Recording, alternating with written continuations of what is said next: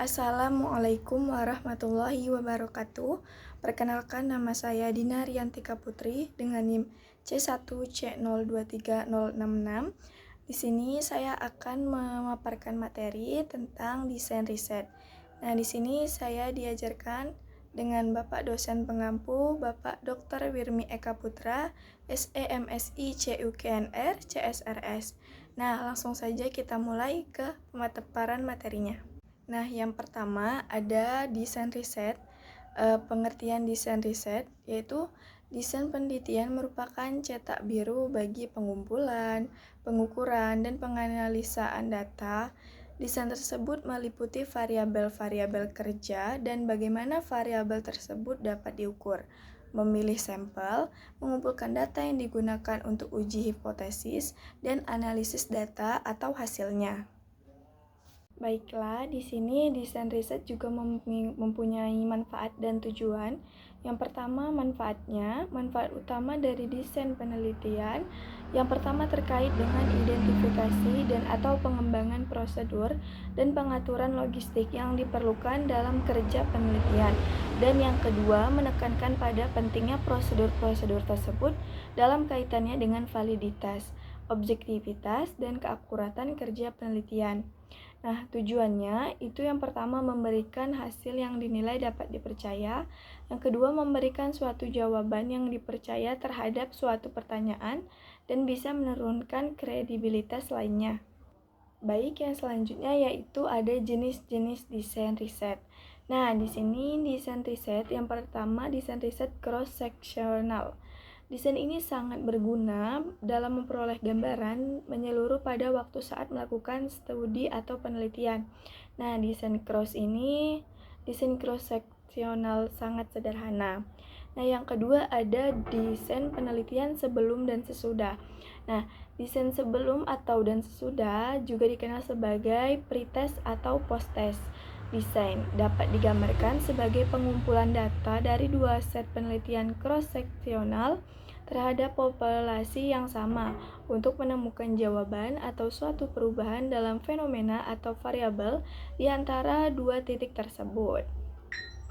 Nah, selanjutnya berdasarkan periode waktu rujukan itu ada yang kedua yaitu desain penelitian prospektif. Di sini merujuk pada kejadian suatu fenomena, situasi, masalah, perilaku atau dampak pada masa akan datang. Nah, yang kelima ada berdasarkan karakteristik penyelidikan. Yang pertama ada penelitian eksperimental, yang kedua penelitian non-eksperimental, yang ketiga penelitian kuasi atau semi eksperimental. Nah, yang keenam yang terakhir ada desain penelitian retrospektif dan sampai prospektif. Nah, itu fokus pada kajian pola yang terjadi pada suatu fenomena pada masa lampau dan mengamati atau mempelajarinya untuk masa depan. Baik, lanjut ada ruang lingkup dan lingkungan desain penelitian. Nah, desain penelitian dalam menentukan kesimpulan lebih mementingkan kekuasaan, bukan kedalaman. Desain ini berusaha untuk mengetahui ciri-ciri populasi melalui penarikan kesimpulan secara inferensi berdasarkan ciri-ciri sampel. Nah, hipotesis diuji secara kuantitatif, dan kesimpulan mengenai hasil-hasil temuan disajikan berdasarkan tingkat sejauh mana sampel adalah representatif dan tingkat validitas atau keaslian sampel. Nah, baik, selanjutnya ada cara memilih jenis desain penelitian. Yang pertama ada penelitian eksploratif, di mana di sini mengembangkan pengetahuan atau dugaan yang sifatnya masih baru dan untuk memberikan arahan bagi penelitian selanjutnya. Tujuan utama dari jenis penelitian ini adalah untuk mengidentifikasi situasi penelitian dan tujuan khusus atau data yang diperlukan untuk penelitian selanjutnya. Nah, yang kedua ada dalam praktek penelitian eksploratif biasa dilakukan dengan 4 prosedur. Yang pertama teknik informal kunci atau key informal technique. Yang kedua focus group interview atau focus group discussion atau FGD. Yang ketiga, analisis data sekunder. Yang keempat, metode studi kasus. Baik, yang selanjutnya memilih jenis desain penelitian. Yang ketiga yaitu penelitian konklusif. Nah, yang ini adalah membuktikan sesuatu dan untuk membantu peneliti dalam memilih tindakan khusus selanjutnya. Nah, yang pertama itu ada studi deskriptif, itu bertujuan untuk memperoleh deskripsi data yang mampu menggambarkan komposisi dan karakteristik dari unit yang diteliti, seperti konsumen, penjual, perusahaan, dan area pasar. Dan yang kedua, studi eksperimental merupakan bentuk riset yang konklusif yang bertujuan untuk memperoleh pengujian yang tepat dalam menarik kesimpulan hubungan sebab akibat antar variabel. Nah, ada pengujian desain penelitian. Nah, di mana desain penelitian dalam menentukan kesimpulan lebih mementingkan keluasaan bukan kedalaman. Nah, desain ini berusaha untuk mengetahui ciri-ciri populasi melalui penarikan kesimpulan secara inferensi berdasarkan ciri-ciri sampel. Nah, hipotesis diuji secara kuantitatif dan kesimpulan mengenai hasil-hasil temuan disajikan berdasarkan tingkat sejauh mana sampel adalah representatif dan tingkat validitas atau keaslian sampel.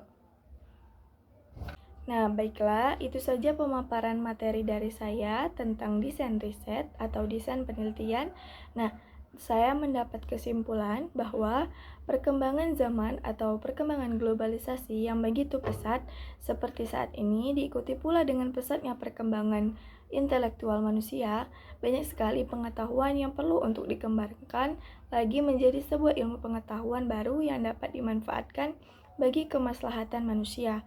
Berbagai cara digunakan untuk mengembangkan pengetahuan ataupun mencari ilmu pengetahuan baru. Salah satu cara untuk mengembangkan pengetahuan tersebut adalah penelitian.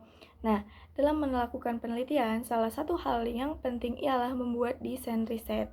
Desain riset atau desain penelitian bagaikan sebuah peta jalan bagi peneliti yang menuntut serta menentukan arah berlangsungnya proses penelitian secara benar dan tepat sesuai dengan tujuan yang telah ditetapkan.